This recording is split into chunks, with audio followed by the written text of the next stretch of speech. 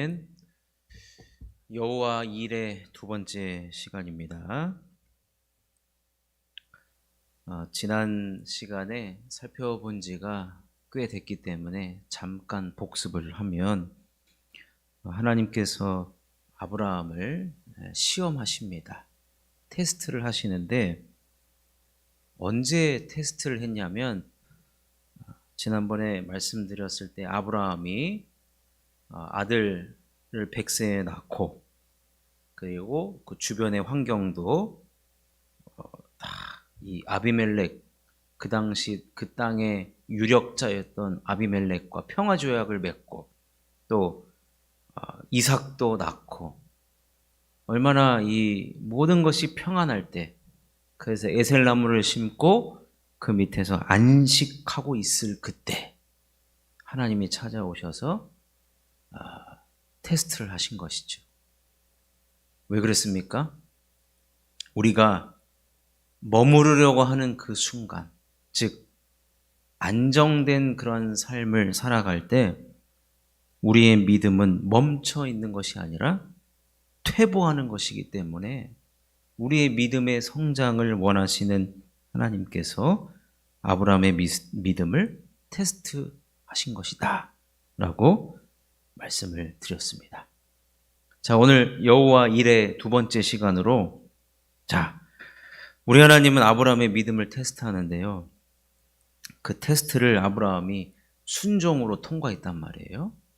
그래서 순종하는 자에게 눈이 열리는, 즉 특별한 은혜와 축복을 주신다는 겁니다. 순종하는 자에게. 하나님은 아브라함의 믿음이 성장하기를 원하셨어요. 아브라함은 우리의 믿음의 모델입니다. 우리도 믿음에 성장하기를 하나님 원하십니다. 그래서 그에게 이삭을 번제로 드리라는 믿음의 테스트를 하셨습니다. 이때 아브라함의 반응은 아침에 일찍 일어나는 것이라고 말씀을 드렸어요. 아침에 일찍 일어나는 것. 즉 순종으로 반응을 한 것이죠. 그래서 아브라함은요, 이 번제에 쓸 나무만 가지고 재물은 가져가지 않은 채 하나님께서 일러주신 곳으로 3일 길을 갑니다. 이제 딱 그곳에 도착하자 함께 갔던 종들에게 뭐라고 이야기하냐면, 여기서 기다리고 있으면 내가 이삭과 함께 하나님께 예배하고 다시 돌아오겠다 그래요. 그게 오늘 5절 말씀이거든요. 이에 아브라함이 종들에게 이르되 너희는 나귀와 함께 여기서 기다리라. 내가 아이와 함께 저기 가서 예배하고 우리가 너희에게로 돌아오리라 하고, 아브라함의 말 속에서 우리가 너희에게로 돌아오리라는 이 말은 하나님께서 혹시나 이삭을 번제로 받으셨다 할지라도 그 이삭을 하나님께서 다시 살리실 것이라는 이 부활의 믿음이 그에게 있었습니다. 이것은 제 이야기가 아니라 히브리서에서 이렇게 이야기하고 있습니다. 히브리서 11장 19절에 보면 그가, 여기서 말하는 그는 아브라함입니다. 아브라함, 그가 하나님이 능히 이삭을 죽은 자 가운데서 다시 살리실 줄로 생각한지라. 비유컨대 그를 죽은 자 가운데서 도로 받은 것이니라. 죽은 자 가운데서 도로 받았다 그랬어요. 여러분, 아브라함의 믿음이 이 정도입니다. 우리 하나님께서는 죽은 자도 살리시는 전지전능하신 하나님이라는 거예요. 이게 아브라함이 가지고 있었던 믿음입니다. 여러분, 여기서 우리가 알아야 할 것이 있는데 잘 들어보십시오. 아브라함이 지금, 하나님이 아브라함의 믿음을 테스트하는데, 여러분, 아브라함에게 자녀를 주신다고 하나님이 처음에 약속하셨는데 그 자녀가 1, 2년 만에 하나님 주신 거 아니잖아요. 그런데 그래서 이 아브라함도 급한 마음에 나이는 점점 들어가고, 그래서 어떻게 합니까? 이스마엘이라는 그 자녀를 얻잖아요. 이스마엘. 근데 하나님께서는 분명히 뭐라고 하셨습니까? 그건 너의 자녀가 돼. 약속한 자녀가 아니다. 네. 그래서 결국 100세에 아들을 주셨습니다. 죽은 태의 문을 여서서 100세에 아들 이삭을 줬어요. 그래서 이삭은 약속의 자녀예요. 약속의 증표이고. 근데 이 약속의 자녀를 하나님이 번제물로 받으시겠다고 하는데 이 약속의 자녀는 절대로 죽어서는 안 됩니다. 그렇죠?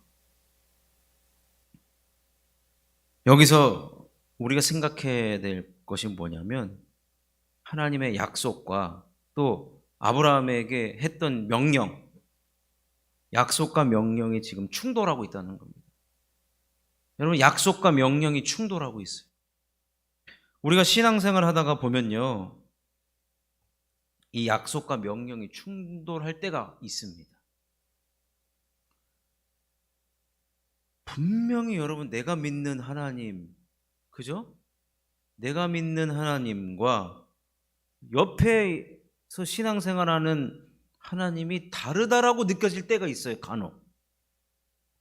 아니, 하나님은 한 분인데 똑같은 기도의 제목을 가지고 나는 이렇게 응답받았고 저 사람은 저렇게 응답받았고 다를 때가 있단 말이에요. 하나님이 한 분인데. 그럼 우리가 이렇게 생각하죠.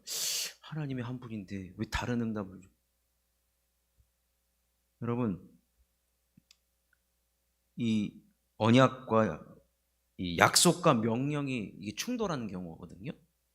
약속과 명령. 똑같은 하나님인데 여러 가지 반응이 있을 수가 있습니다. 그리고 충돌할 때가 있어요. 아브라함이 우리의 믿음의 모델이 되는 이유가 바로 여기 있는데 우리가 신앙생활 하다가 이 충돌되는 듯한 상황을 처할 때가 간혹 있습니다. 간혹.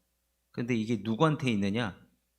믿음이 어느 정도 성장한 사람한테 이런 이 충돌이 있어요. 평생 살아가다가 한 번도 경험하지 못하는 사람도 있어요, 사실은. 예. 그건 뭐냐면 나는 믿음이 성장하지 못했다라는 것이죠.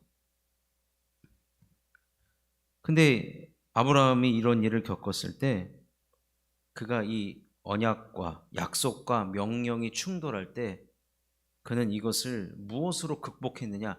하나님이 이상하다라고 생각한 것이 아니고 아니 하나님은 한 분인데 왜 이렇게 충돌을 자꾸 일으키시는가? 그게 아니라 아브라함은요 그것을 부활신앙으로 극복을 했다는 겁니다. 부활신앙으로. 그럼 그가 부활신앙, 즉 죽은 자를 다시 살리신다라는 그런 이 부활신앙으로 극복하기까지의 과정에서 반드시 필요한 게 뭐냐면 순종이라는 거예요. 순종. 자, 보십시오. 약속과 명령이 충돌할 때 하나님의 뜻은 분명히 이건데 때로는 나의 신앙생활에서 전혀 정반대되는 것을 하나님이 나에게 명령하실 때가 있어요. 그럼 이럴 때 우리는 어떻게 해야 되느냐? 여러분 아브라함처럼 하면 되는데 일단 순종부터 그 명령에 순종부터 하면 됩니다. 그 명령에 순종부터 하면 돼.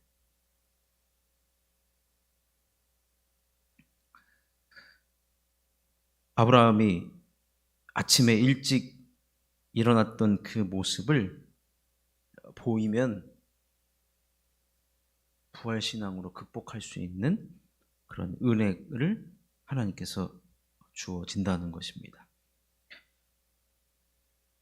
여러분 간혹 주의 종에게 시험 드는 사람도 있어요. 간혹.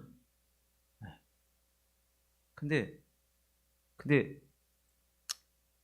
그 시험의 성격은 이제 그 말씀이 위배되는 것은 아니죠. 네.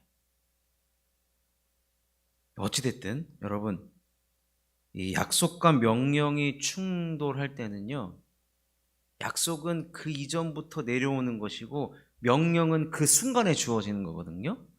그러면은 무엇을 먼저 해야 되냐면요. 우리는 그 명령에 순종부터 하고 봐야 됩니다. 네, 순종부터 하고 보면 자, 어떤 일이 벌어지느냐? 여러분 부활 신앙으로 극복을 했는데 부활이 뭐예요? 부활은 죽음을 극복하는 거예요. 한계를 뛰어넘는 거예요. 우리의 한계는 죽으면 끝나잖아요. 인간은 죽으면 끝납니다. 부활은 우리 하나님의 영역이에요. 그럼 제 얘기 듣고 계시죠, 지금? 순종이 그 한계를 뛰어넘는 것을 우리가 보도록 하나님께서 허락하신다는 거예요. 왜 그러냐면 순종했더니 하나님께서 아브라함의 눈을 열어주셔서, 우리가 다 알잖아요. 저쪽에 보니까 양 한 마리가 수풀에 걸려 있는 거예요. 그래서 그것을 보게 하는 거예요. 아니, 그 수풀에 걸려있던 양은 아까부터 걸려있던 양인데 눈에 안 보일 뿐이에요. 아브라함 눈에. 근데 하나님이 눈을 열어주신 거죠. 근데 어떤 자에게 눈을 열어주셔서 그것을 내가 가지고 있었던 한계를 벗어나서 눈이 열려서 그 수풀에 걸려 있었던 하나님께서 준비된 여호와 이레라고 하는 그 순양을 누가 보느냐? 그 명령에 순종한 자만이 볼 수 있게 해주신다는 거예요. 13절에서 14절을 읽어보시면 아브라함이 눈을 들어 살펴본즉 한 순양이 뒤에 있는데 뿔이 수풀에 걸려 있는지라. 아브라함이 가서 그 순양을 가져다가 아들을 대신하여 번제로 드렸더라. 아브라함이 그 땅 이름을 여호와 이레라 하였으므로 오늘날까지 사람들이 이르기를 여호와의 산에서 준비되리라 하였더라. 여러분, 순종은요, 이성적으로 납득이 된다고 해서 하는 게 순종이 아닙니다. 충돌될 때 여러분 꼭 기억하십시오. 충돌이 될 때, 하나님의 언약과 약속과 명령이 충돌될 때 일단 그 명령에 순종부터 하고 보면 우리들의 한계를 뛰어넘는 눈을 열어주셔서 그 약속과 명령이 눈을 열고 보니까 충돌이 아니더라. 충돌이 아니더라.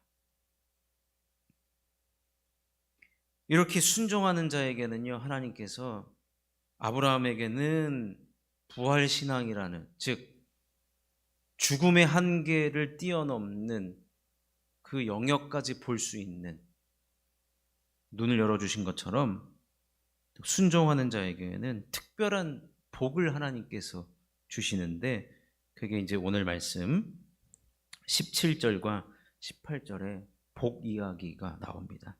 내가 내게 큰 복을 주고 내 씨가 크게 번성하여 하늘의 별과 같고 바닷가의 모래와 같게 하리니 내 씨가 그 대적의 성문을 차지하리라. 또 내 씨로 말미암아 천하 만민이 복을 받으리니 이는 내가 나의 말을 준행하였음이니라 하셨다 하니라. 여러분, 순종하는 자에게 이러한 놀라운 복과 특별한 은혜를 주신다는 것입니다. 그러니 사랑하는 성도 여러분, 여호와 이레, 즉 준비하신 하나님을 우리가 눈을 열어서 바라볼 수 있는 것은 순종밖에 없다는 것. 그래서 우리가 순종을, 아브라함의 이게 마지막 테스트였습니다. 그러니까 사실은 우리 기독교의 신앙생활에 있어서 최고의 단계가 뭐냐면 순종입니다. 순종. 그러니 순종하는 자에게 눈을 열어주셔서 여호와 이레, 하나님 예비하신 것을 보여주실 뿐만 아니라 한계를 넘어가는 거죠. 오늘 아브라함에게 주신 그 약속도 무슨 약속입니까? 내 씨가 크게 번성하고 내 씨가 그 대적의 성문을 차지하리라. 이것은 뭐예요? 지역적 한계를 뛰어넘는 놀라운 축복인 것입니다. 순종하는 자에게 이러한 한계를 뛰어넘는 축복과 은혜를 허락하신다는 것입니다. 그러니 우리 모두 주님, 순종하는 자 되게 하여 주시옵소서. 주의 말씀에 순종부터 하고 보겠습니다. 그런 마음이 우리 가운데 있어야 할 줄로 믿습니다. 우리 모두 순종 잘하는 아브라함과 같은 그런 믿음의 사람 다 되셔서 순종하는 자에게 눈이 열리는 특별한 은혜와 특별한 축복의 주인공 다 되시기를 주님의 이름으로 축원합니다.